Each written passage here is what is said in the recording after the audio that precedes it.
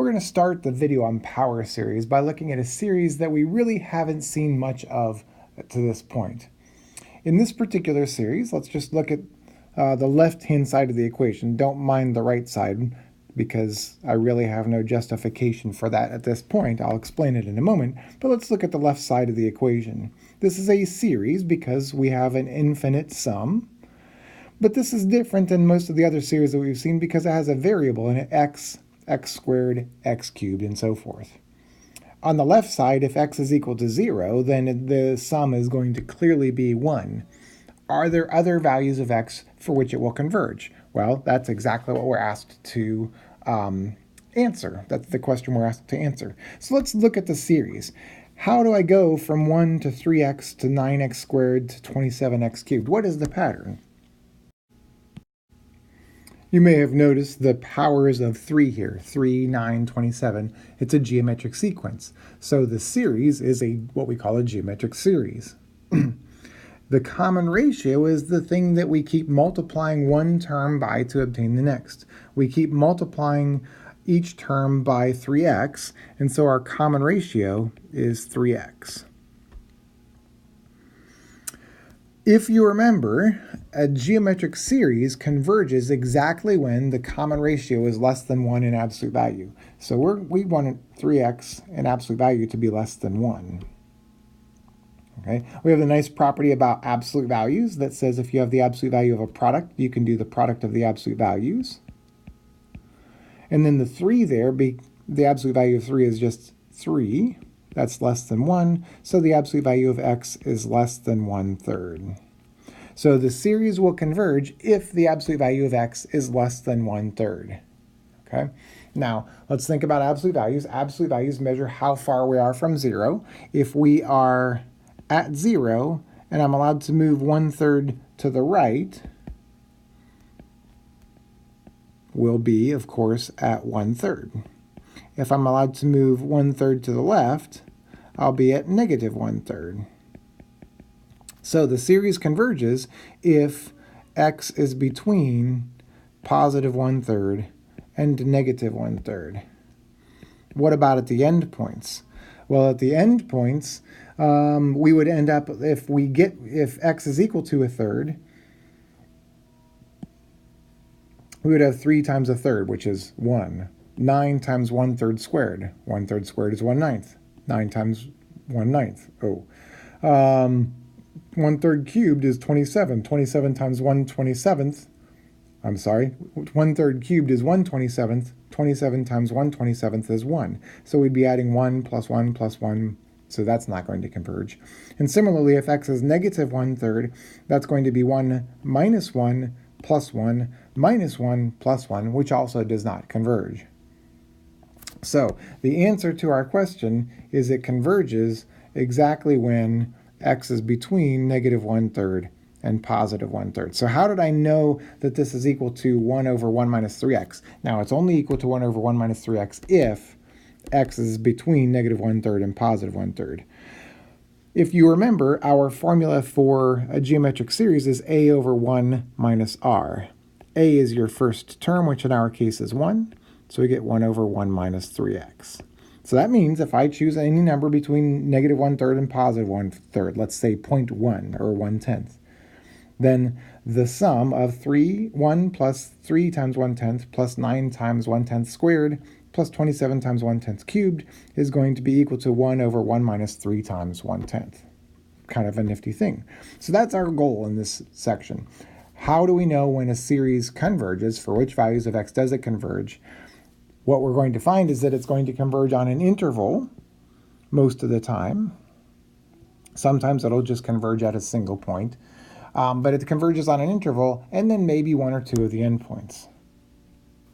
So let's talk about what a power series is. A power series is a series like the one we see up top here. We've got this 1 plus 3x, all that business. That's what a power series is. We've got coefficients. The C0 is the constant term, C1 is the coefficient of x, C2 is the coefficient of x squared, and in general, C sub n is the coefficient of x sub n. That is a power series. I'm going to add this little term here that's centered at a equals 0. What do we mean centered at a equals 0? Let's look at the example that we did before. Up here, this interval goes from negative 1/3 to positive 1/3. The center of that, the middle, is 0. Okay. Well, we can put the center at other places as well. The power series centered at A is going to be equal to something that looks like this. We'll have C0 not plus C1 times x, but C1 times x minus a, and then plus C2 times x minus a squared, and so forth. You might remember from, and this is kind of, I don't want to say a stretch, but if the formula for a circle looks something like this. X minus h squared plus y minus k squared equals r squared. The h and the k are the x and y coordinates of the center, so that's why we do the subtracting. It moves it to the appropriate place. In the first example we saw, we determined that our series would converge if we were between negative 1/3 and positive 1/3. Okay, so we have this center 0, and then we have this distance that we can travel, which was 1/3. Now think about a circle. The center, the distance you can travel out to the edge of the circle, is called the radius. And so this is going to be called the radius of convergence. In that first example, our radius of convergence is 1/3. Now that might seem odd. I'm moving left and right. I'm not moving around in 2 dimensions. But in fact, if you extend your definitions and extend your analysis to complex numbers, which include like the square root of -1, so you might have things like 1 plus radical 2i, those sorts of things, the radius of convergence also would encompass those, and we can sometimes represent complex numbers as a point in the plane, and so it really is like a radius in terms of it's containing a certain region that represents a circle. Okay. For a power series, one of the following will be true, and I find the third point especially fascinating. The series may converge only at x equals a, and you can see why would it converge at x equals a, because if x is equal to a, then you have a minus a, which would be 0. So you lose all the terms that involve an x. Well, there's only one term that doesn't, and that would be when n is equal to 0. So in that case, the only value you would have would be C0. It might converge for all values of x. It might work for every single x, whether it's 0, -20, -5,000, 450 billion, whatever it is. And this last one is what always fascinates me. There is some number r, that's the radius we were just talking about, for which the series will converge when the absolute value of x minus a is less than r, and it will diverge whenever x minus a is greater than r. So that means if I have my center here, a, and then I have a distance r, then it will converge at a plus up to, but maybe not including a plus r, and down to a minus r. So that's a distance r there. And again, maybe it does converge at a minus r and a plus r. And notice this does not say anything about what happens when the absolute value of x is equal to the radius, only when it's less than and greater than, which means that it will converge on the interval here, like so, but then it can't hop and then converge later over there. That's crazy talk, okay? So I always find that kind of fascinating that can't happen. So here's how we're going to determine that radius. We're going to determine what the center is. Okay, that's often pretty easy to do. If I'm not subtracting anything from x, like if it's x squared, x cubed, x to the 4th, then the center is 0. And then if it's x minus 7 squared, x minus 7 cubed, x minus 7 to the 4th, and so on, the center would be 7. If it's x plus 3 times x plus 3 squared and x plus 3 cubed, the center would be -3 in that case. Then we're going to use the ratio test to find the limit L. The limit will be a function of x. It will involve x. So if the limit is infinity, sometimes this happens, the limit is infinity no matter what value of x we have, with one exception, then the radius will be 0. since the limit is always greater than 1. The ratio test says if your limit is greater than 1, the series diverges. Okay? On the other hand, if your limit equals 0, then it doesn't matter what x is. The limit is always less than 1. So it's always less than 1 for any value of x, which means it's going to converge everywhere, so the radius is infinite. And then for other ones, you're going to set your limit, whatever you get, less than 1, and then solve for the absolute value of x minus a. Once you have that, you will find out what your value of k here will be your radius. Okay. An interval of convergence, these terms just keep going. We're almost ready to do an example. The interval of convergence is the interval centered at A that contains all the values where the power series converges. So in our first example, the interval of convergence, we said it would converge at after negative 1/3 up to but not including positive 1/3. Sometimes it will converge at the endpoints, sometimes it won't. Okay? Now, one last little bit before our examples. If the radius is 0, that means we cannot move from our center. So the only place that where it converges is at the center. And so this is sort of a misnomer. The interval of convergence is really just a point. On the other hand, if the radius is infinite, then we can stray as far as we want from A. So we can go from negative infinity to infinity. Okay? When we get a different value, when we get a concrete positive numerical value for the radius, then it's going to converge between a minus r and a plus r.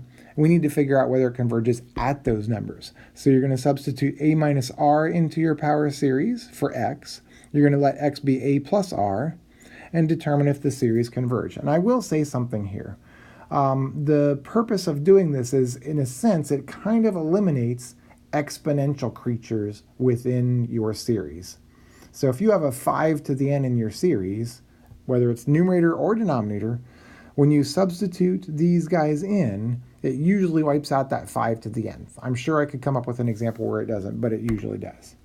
Okay, so this is kind of a silly chart. It's not really something to memorize, but if the series converges, for example, at a minus r, but diverges at a plus r, then we would include a minus r in my interval, but I would exclude a plus r from our interval, so we use the round bracket there. So let's get some examples under our belts. We want to find the radius and interval of convergence for this particular function. Now remember, when we're doing the ratio test, we want to look at the limit as n goes to infinity, the absolute value of a sub n plus 1 divided by a sub m.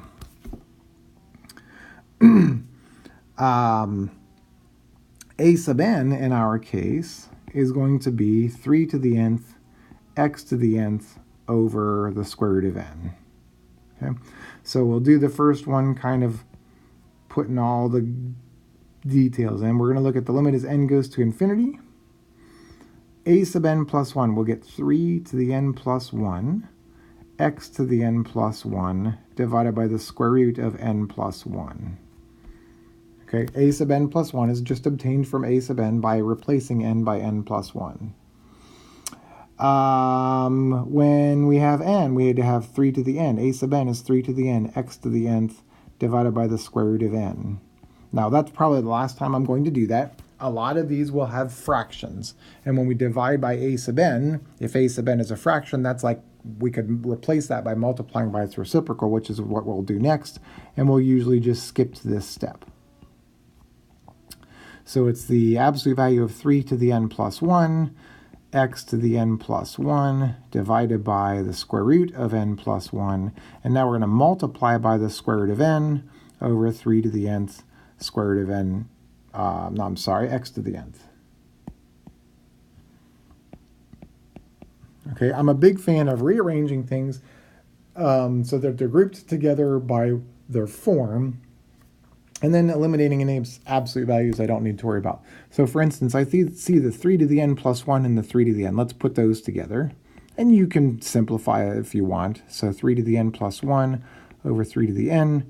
I've got the x to the n plus 1. Now notice I didn't put absolute values there. I am going to put the absolute values around the x's. So x to the n plus 1 divided by x to the n, because x could be a positive or a negative number. And then we've got the square root business. I've got a square root of n over the square root of n plus 1. Now let's simplify. I'm going to move that x stuff to the back end. 3 to the n plus 1 divided by 3 to the n. If you subtract the exponents, you end up with just 3. That should be pretty automatic. And then the square root, I have n, square root of n over n plus square root of n plus 1. So let's make this the square root of n over n plus 1. And then this is all multiplied by the absolute value of x. When you reduce x to the n plus 1 over x to the n, you get x. And now it's time to let n approach infinity. So we have n over n plus 1. When n is really large, that's a lot like n over n, which reduces to 1. So this is going to be 3 times 1 times the absolute value of x, or simply 3 times the absolute value of x. Okay, so we have just computed a limit as part of the ratio test. In order for it to converge, the limit has to be less than 1 when I'm done, and so we set it less than 1. And then we'll divide both sides by 3. I have the absolute value of x is less than 1/3. Now, in the instructions I gave on the previous page, I said we want to identify the center, and I haven't done that. My center here is 0 because I'm not subtracting anything from x before I raise it to a power. Okay, so this means my interval of convergence is centered at 0, and I'm allowed to stray 1/3 of a unit to the right and 1/3 of a unit to the left. So here we go again, the same interval that we had before. My interval of convergence will be from negative 1/3 to 1/3, but I have to determine the endpoints. However, my radius is 1/3. And now we're going to look at what happens at the endpoints. So let's try negative 1/3. If if x is equal to negative 1/3. Okay? Well, we go back to our sum. We have the sum n equals 1 to infinity. We've got 3 to the nth, and then we have negative 1/3 to the nth over the square root of n.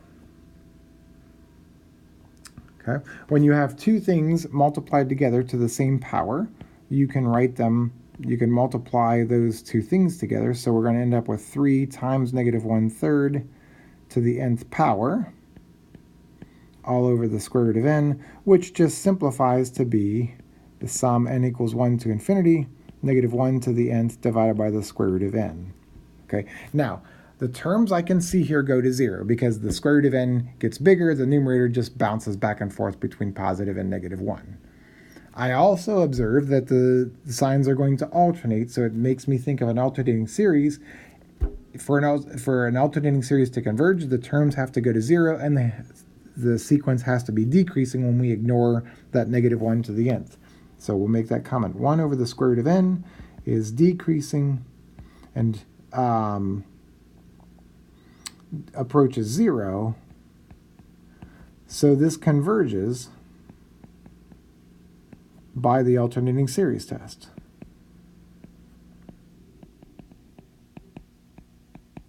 Very interesting, okay? So it converges at negative 1/3. Let's see what happens at positive 1/3. When x is positive 1/3, we have the sum n equals 1 to infinity of 3 to the nth times 1/3 to the nth over the square root of n. Well, when I multiply the 3 and the 1/3 together, we end up with the sum n equals 1 to infinity of just 1 over the square root of n, which does not alternate. So I've got to be careful here. That's 1 over n to the 1/2.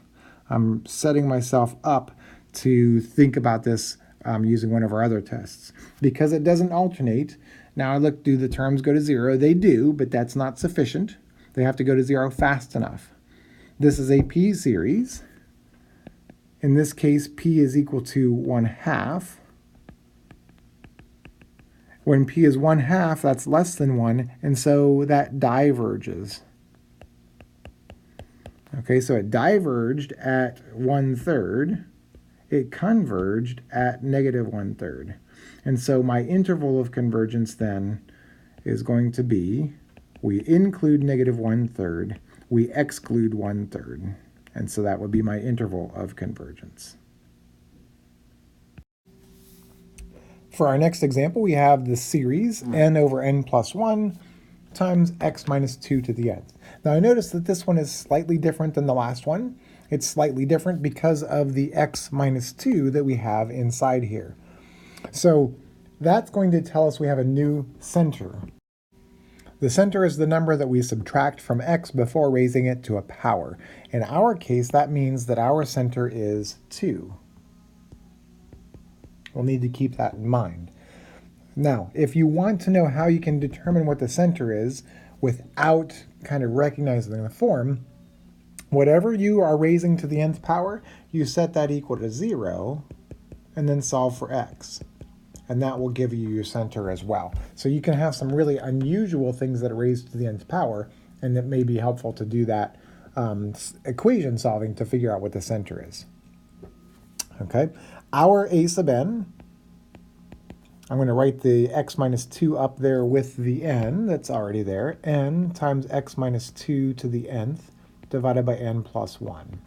So we're going to look at the limit as n goes to infinity of a sub n plus 1, and we're going to do the absolute value. So we're going to take every n in my expression here and replace it by n plus 1. Okay. And so that's going to be n plus 1 times x minus 2 to the n plus 1 divided by n plus 1 plus 1. That denominator is already n plus 1. When I replace the n by n plus 1, we end up with n plus 2. We're going to divide that by a sub m. Dividing by a fraction is the same as multiplying by its reciprocal. So in the numerator, we'll have an n plus 1. In the denominator, we will have the n and the x minus 2 to the nth power. Okay. Grouping things that are alike together. Well, we actually have lots that are alike, but let's put all of the factors involving n in one piece. And because n is positive, we don't need the absolute values around those. We'll have n plus 1. We actually have two factors of that in the numerator, so we'll just say n plus 1 squared. And then the denominator, we have n plus 2 times m. As for the x minus 2's, we have x minus 2 to the n plus 1 divided by x minus 2 to the nth. And we're going to take the absolute value of that because x minus 2 could be a negative value. And when I reduce, we've got the limit as n goes to infinity of n plus 1 squared divided by, I'm going to rearrange that a little bit, n times n plus 2. And then that just leaves us with the absolute value of x minus 2. Now we're going to let n go to infinity. Well, the numerator is going to be quadratic. If you expand it out, you end up having an n squared up in the numerator. And if you distribute the denominator, the n through in the denominator, you also have an n squared. I'm only picking on the highest powers of n that appear because in the long run, those are going to be the most influential for large values of n. And so we end up with n squared over n squared, which reduces to 1.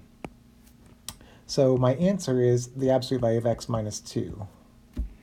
Again, we're using the ratio test. The ratio test, when we're done, we want to compare our number to 1. So we set this less than 1. And because I have this of the form where I have x minus my center in absolute value is less than 1, that means that my radius is actually just 1 in this case. That means that if I start at a equals 2, I'm allowed to stray 1 to the right, so I can stray to 3, or I could stray 1 to the left, which would get us to 1. Okay, now the question is what happens at 1 and at 3? And we need to substitute 1 and 3 into my x to figure that out. So let's try x equals 1.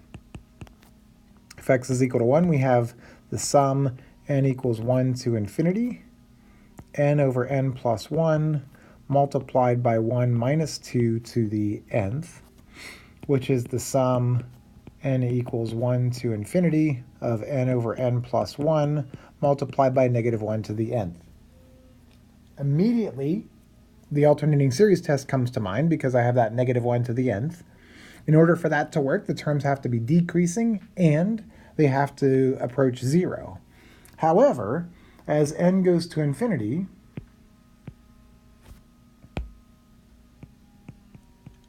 n over n plus 1 approaches 1, which is not 0.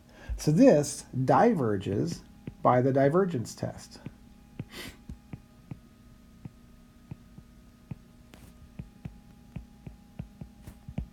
Okay, so let's check out and see what happens with the other one. I'm very highly suspicious that it could converge. So at x equals 3,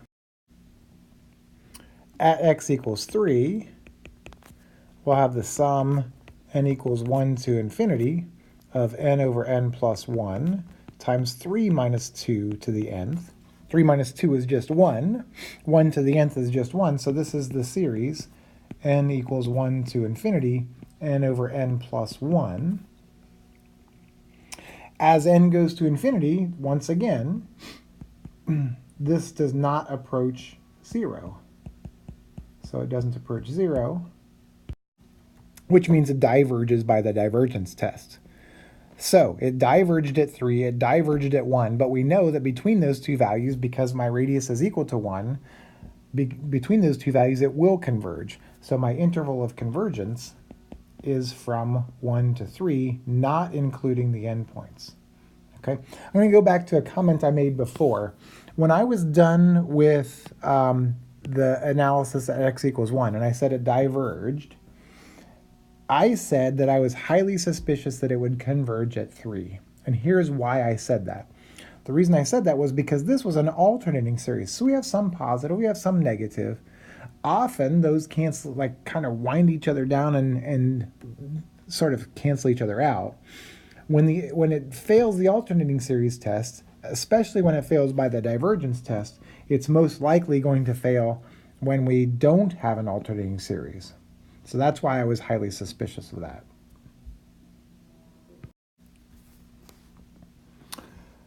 Our next example, we have the sum n equals 0 to infinity of n factorial x to the n. Here we have a sub n is equal to n factorial x to the n. Here we go again. Limit as n goes to infinity. Absolute value, a sub n plus 1. Replace all those n's by n plus 1. N plus 1 factorial, x to the n plus 1. There is no, hey, that's it, okay? And then we divide that by a sub m. This time it's not a fraction, so we don't need to take the reciprocal and multiply by it. N factorial x to the n. Factorials are always positive, so I can ignore the absolute values there. But we'd end up with, remember our little maneuver for factorials, we pull off a factor of n plus 1 from n plus 1 factorial, leaving us with n plus 1 times n factorial divided by n factorial. And then the second piece, I'm going to go ahead and simplify. X to the n plus 1 divided by x to the n is just going to be x. Okay? Now, I just realized I forgot to do something. I forgot to identify what the center was. It's usually when the center equals 0 that I do this little brain pause there. In our case, a is equal to 0. Notice we don't subtract anything from x. Okay? So we're going to look at the limit as n goes to infinity to this. Well, we have, those will reduce. And we end up with the limit as n goes to infinity of n plus 1 multiplied by the absolute value of x. Okay, I'm going to tell you right up front, I'm about to lie to you, but it's only a small lie. As n goes to infinity, n plus 1 explodes. It gets ginormous. When you multiply that by anything, that's going to go off to infinity, which is greater than 1. Why did I say it's greater than 1? Of course, infinity is greater than 1 if you think of it as a number. I said it's greater than 1 because we're doing the ratio test. When the ratio test comes out with a number greater than 1, it diverges. Okay, so let me go back and apologize for lying to you I said this will approach infinity. It only approaches infinity provided n plus 1 is multiplied by the absolute value of x. There is one particular x value where that will not go off to infinity, and that would be when x is not 0. Right? If x is 0, n plus 1 times 0 is still going to be 0, no matter what. So it would be 0 in that case, which is less than 1, so it would converge. So this is a weird case, but you need to be aware of it. Because the limit went to infinity, it diverges for all x except for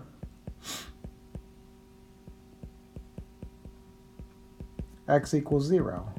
Okay, our answer is actually really nice. We're done with our calculus, with our calculations.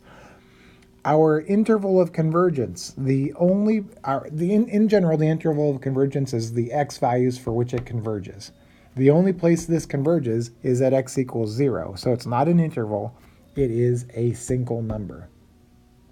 Okay, what about the radius? Well, the radius is how far we can step away from the center and still have convergence. My center is 0.